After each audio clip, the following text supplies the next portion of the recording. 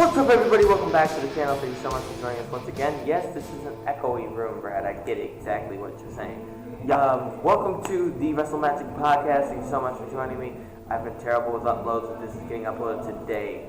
But we're here to talk about NXT Takeover, what kind of show it was, how it ranked in like the best shows we've seen, and we are going to go from there. So let's begin with the first match, which was the 8-on-8, the 8-person tag match, not 8-on-8. We had Sanity take on Ty Dillinger, Riley Strong, Ruby Riott, and Cassius Ohno, who replaced No Way Jose after he got attacked. You didn't see this match, did you? You missed this one. No Way Jose was attacked, so Cassius Ohno picked up the win. Picked up for his spot. I'm sorry, it is early in the morning. We're shooting this at my church, in case you couldn't tell. Considering the gospel music playing in the background. Alright, we're just recording this quickly before church starts. Sanity picked up the win after a really hard-fought battle. And Ty Dillinger ate the pin. Any thoughts?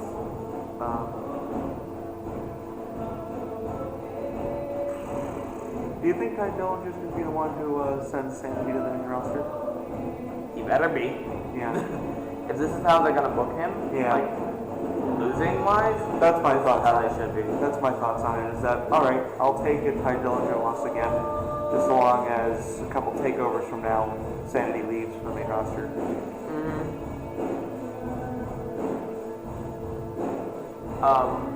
Then we had the Aleister Black versus Andrade Cien Almas. When you saw Aleister Black's entrance, what was your first thought running through your head?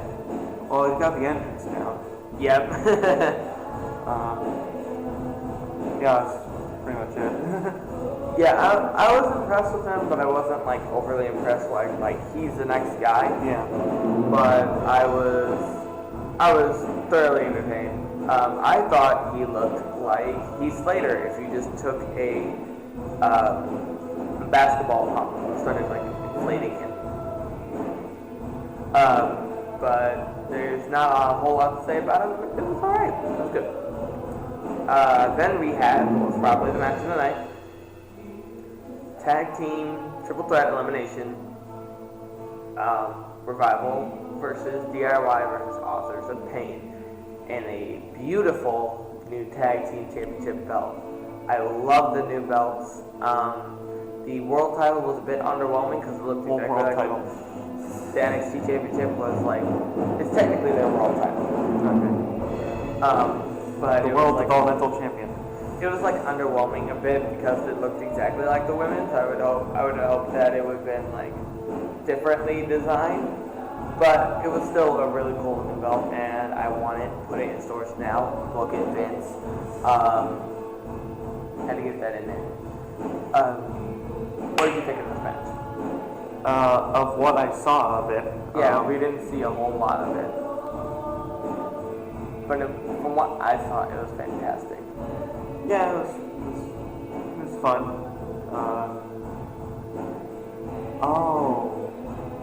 I know who's putting Authors of Pain away.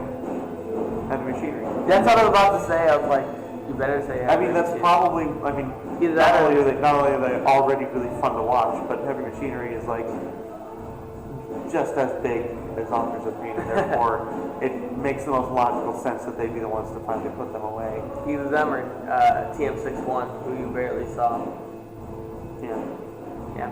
So, good match. This is going to be a really quick video. Then we had the Women's Championship match. Ooh boy. Ooh doggy. So, I really like the dynamic between Ember Moon and Asuka. They worked really well together. I still think they should. I still think that it would have been I mean, obviously someone has to win eventually, but I think the whole undefeated thing, both of them should have kept that as long as possible. And it's a new character development we see for Asuka, because she never took, for every opponent she's had, from Bayley to Nia Jax to every opponent she's had to Nikki Cross, she's never really taken an underhanded approach to it. No. For this Ember Moon fight, you saw it like a glimpse of it. Yeah. Because it was tossing the ref into the corner to prevent the eclipse. She tossed the ref into the corner and made Ember Moon fall for the eclipse from trying to get the eclipse. The eclipse was not hit. She was right. Asuka was right. No eclipse. But when she does hit that, you have to imagine it's over. Oh yeah, that's what they're doing. They're protecting that move. Ember Moon. And I hope that when she leaves NXT and goes up to one of the two main rosters, then that they keep protecting that, because it does look devastating. Like I don't want it to be the move that nobody kicks out of, but they save a kick out of the eclipse for someone real special. Fun fact: only one person is kicked out of the Red Arrow on NXT. Luke Harper kicked out of it in a tag team match at a random point. Neville, every time he's hit the Red Arrow, it's always been over. Nobody kicks out of it. Nice. So yeah, hopefully they do that to Ember Moon's eclipse, because I think it needs to stay, because like it looks that devastating, it needs to stay that devastating. Right. Like it's just you have to keep that safe. Yeah. Then we had the NXT Women's Belt looked nice. Yes, that's like nice. Then we have the World Championship match, the NXT Championship match. It's still technically a world title. Other developmental territories may have an objection to that. MCW Mega Championship Wrestling, their title is still a world title, their developmental thing.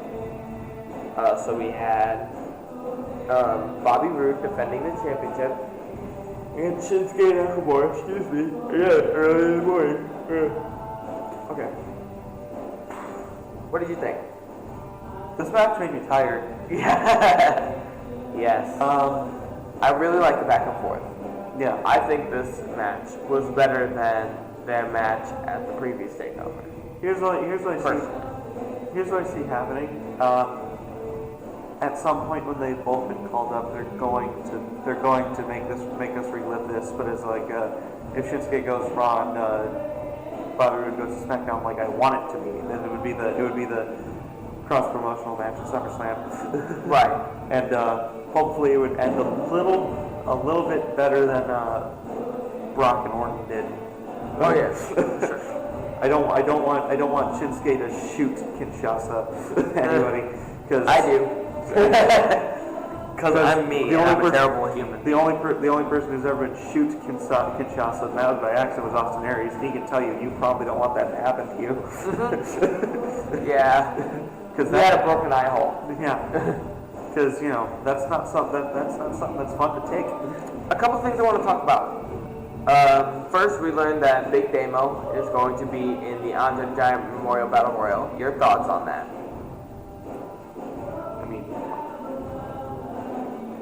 I mean, there's bigger guys in NXT, but I mean, sure. And then you're going up against Big Show, Braun Strowman. You kinda should probably have the biggest guy in there. And then, just saying. And then, who do you think? Okay, so this is Raw and SmackDown after Mania time. We're going to be thinking about this. Or Mania night itself. The next 3 days, we're going to see some NXT people. Right. Guaranteed. There's been a lot of people who have... Who do you think, I'm gonna say, if you pick 3 people for Raw and 3 people for SmackDown, who do you see coming up? I'll tell you 2 of mine. Alright, 3 people? Up to 3. Up to 3? Okay. For all of the whole thing? up to 3 for Raw, SmackDown, etc. I have 3 guaranteed. Well, no, not really. So this is what I'm thinking. Oh, and possible returns. So 3 and 3. Kurt Angle's GM. Yeah, Kurt Angle's GM for Raw. Finn Balor's returning. Shinsuke's I want Kurt Angle to show up and be the one that brings Shinsuke and that would be fantastic, Finn and I Balor think back. that's what they might do. That'd be awesome. And like every single time someone's music would hit and like the authority figures would just be like dumbstruck, Kurt Angle just keeps shouting, "It's true." It's true, it's true. It's like, Kurt Angle, what are you doing here as GM? It's true, it's true. And I brought some people with me. Finn Balor's music hits. It's true, it's true. Shinsuke's music hits. It's true, it's true. Fans here's what I'm marking out thinking. everywhere. Raw's going to have all those people. They're also going to have DIY. Yeah, would be nice. SmackDown is going to have Elias Sampson and the Revival. I think that would work out perfectly. Yeah. Do you have any other people you think are going to get called up like today? They should have been called up yesterday. Yeah. Today. Well, not necessarily today, but I'm talking about who are going to get called up in the next few days. Do you have any other people that you can think of? Let's see. Maybe Hideo Itami's going to make a return at the Battle Royal. Either that or make a return at the end of the Cruiserweight match on the pre-show. So let's see. We've got Shinsuke in a row. We've got Elias Sampson SmackDown.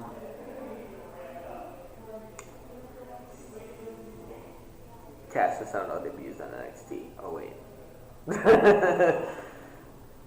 Is he? I hate to break it to you, Mike. He's already there. He's there. He's already there. He's been there for a couple weeks. In fact, he was in a match at Takeover. No, you don't say. I thought that was just No Way Jose playing dressed up as a guy from Dayton, Ohio. Yeah, I don't really. I only got like 2 guys. I only got and then like I like your tag teams ideas. Yeah, because the tag team divisions are kind of in Shelton Benjamin returning. You don't know who that is. No, I don't. I'll show you him getting super kicked in the best super kick by Shawn Michaels ever. But I think he will make a return in grand fashion on SmackDown. And Kurt Angle's scheduled to show up for SmackDown as well. He's scheduled for the Raw and SmackDown after Mania. You know, for a brand split, they're not really keeping them too separate. Well, Kurt Angle's a Hall of Famer. Brand split does not apply to him. Oh, yeah. Alright, so a little off topic because the Hall of Fame ceremony was 2 days ago. Didn't talk about it. Who's inducting The Undertaker? Because my vote's McMahon. Vince McMahon. Only because you have to remember the relationship that Undertaker and Vince McMahon have, and that is during the Monday Night Wars, Undertaker was like one of the only guys who was, "I'm staying with you, Vince. I am not going to WCW." I have another candidate possibly for it. Well, 2 candidates. One, Kane. Kane would be nice. Kane would be fun. Shawn Michaels. The Undertaker did retire him. Or Triple H. Because Triple H and him had 3 Mania matches. That's true, too. 21 of those WrestleMania matches, and 1/7 of them was Triple H. 21 of that undefeated streak. And maybe to a lesser extent, a real lesser extent, Bray Wyatt, just because he's a spooky guy too. Yeah, that wouldn't happen. Bray Wyatt is almost as good at kayfabe as Undertaker is. Like even on Twitter, he's still Bray Wyatt. Do you think also, like, who else? What if Brock Lesnar inducted him? Oh no! This man, let me get him at Mania. He's a good man. That man would be booed out of the building. Alright, another one. Who inducts The Rock? Stone Cold, obviously. Okay, yeah. I was thinking about it. Yeah, probably. Hall of Famer inducting another Hall of Famer. That'd be nice. Triple H is going to get inducted by Stephanie or somebody whose last name is McMahon. Yeah. Oh, yeah. Who else isn't inducted yet that needs something? Oh, Vader, when he gets inducted, is going to get inducted by Mick Foley. No. That's a given. Either that or Stan Hansen, maybe. Same with like if, for whatever reason, Terry Funk was inducted. Yeah. Mick Foley would still do that one too. Yeah, they probably get into a hardcore fight right on the stage. But he can't. And Terry Funk will be like, I'll never retire. Foley can't though. He'll take limited bumps. He'll be the one beating up Terry Funk, and Terry Funk is like, yeah, never retire. Who else is going to end up getting inducted eventually? That is not inducted. This is really far away, but who do you think is going to induct John Cena? I mean, it has to be McMahon, right? Maybe.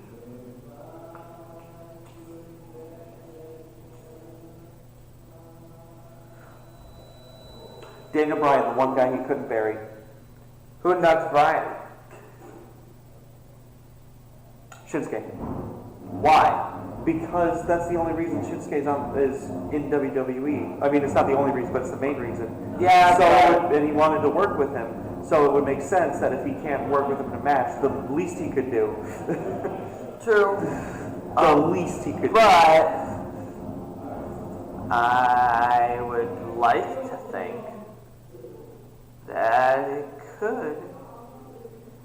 You know what? After his career ended, I could see this. What if, long after the beef has been put away, the Miz inducted Bryan? That'd be nice. I think that would be nice too. Either that or Kane again. Kane! Just because Team Hell No. So that's gonna be it for this podcast. Yeah. Make sure to hit the subscribe button, help us reach 100 subscribers, and turn in later today, because later today we are having the WrestleMania live stream. We're going to live stream straight to YouTube, straight over there, and we are going to have an amazing show. We're going to be doing a pre-show and everything, and then I'm going to go through and edit it, so that way there's highlights of our reactions. But God forbid it's going to take a long time. So thank you guys so much for joining us. This has been Brad Dom. Say hi. I've been Michael Cruz. We don't have a laptop for you to close. How about you click the button? Alright, and we'll see you guys next time. Hit it.